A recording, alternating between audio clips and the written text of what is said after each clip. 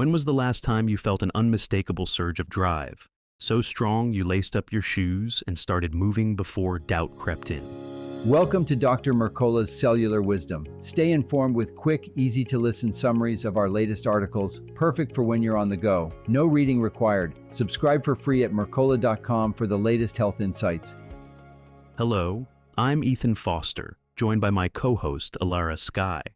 And today we're exploring how vitamin B1, thiamine, sparks the brain chemistry that powers your motivation to exercise. Motivation may look like sheer willpower, yet it actually begins inside your neurons. Dopamine is the messenger that tells you, let's go, and thiamine keeps that messenger well supplied with energy. The article points out that low thiamine quietly drains your energy pipeline. Early signs include fatigue, brain fog, irritability, light sensitivity, and slower recovery after a workout you once handled easily. Those clues appear because thiamine fuels enzymes that convert glucose into usable energy. When your brain or heart can't make enough ATP, they send distress signals, and one of the first casualties is your desire to move. Historically, populations crippled by beriberi and Wernicke's encephalopathy showed the devastating effects of severe deficiency. Early 20th century discoveries proved thiamine was the missing nutrient behind those disorders. Public health programs then fortified staple foods with water-soluble thiamine hydrochloride. That measure prevented extreme deficiency, but absorption relies on gut transporters that saturate quickly, especially if you consume alcohol, refined sugar, or endure chronic stress. Japanese researchers solved part of that problem by designing TFD, thiamine tetrahydrofurfuryl disulfide, a fat-soluble derivative modeled after garlic's natural alithymine. Because it slips easily across cell membranes, TTFD delivers thiamine where ordinary forms cannot. In the University of Tsukuba study, scientists injected animals with TTFD and tracked movement. Physical activity spiked within 20 minutes, dipped, and rose again about an hour later. 2 clean waves of voluntary motion. Sleep recordings confirmed those animals were awake longer, without losing total rest later. Both slow wave and REM sleep decreased only briefly, showing that TTFD created focused, time-limited arousal rather than chronic overstimulation. That pattern aligns with the central fatigue hypothesis. When dopamine falls and serotonin dominates, your brain throttles back effort. TTFD restores dopamine in the medial prefrontal cortex and activates the locus coeruleus, sending noradrenaline that sharpens attention. Beyond jump-starting action, thiamine speeds recovery. It activates pyruvate dehydrogenase, the enzyme linking glycolysis to the Krebs cycle. When that enzyme stalls, lactate piles up, CO2 falls, and every movement feels heavier. By reviving glucose oxidation, thiamine lowers excess lactate and restores CO2 output, creating the chemical balance your muscles need to rebound quickly. That is why sufficient B1 can make yesterday's hard workout feel manageable today. Let's talk symptoms again. If you notice persistent low mood, appetite loss, stinging light sensitivity, or muscles that never fully recharge, you may be sliding toward deficiency even if you meet the basic RDA on paper. The article lists grass-fed liver, pasture-raised eggs, nutritional yeast, and fermented foods like natto as powerful natural sources. They deliver thiamine along with complementary B vitamins that prevent imbalance. On the flip side, regular alcohol intake, high sugar diets, and sulfite-preserved products deplete B1. Trimming those items is often the quickest way to free more thiamine for energy production. Supplementation fills remaining gaps. Standard multivitamins use thiamine hydrochloride, benfotiamine bypasses some absorption limits, and TTFD excels at crossing the blood-brain barrier. Each has a role, but TTFD is the star for lifting motivation.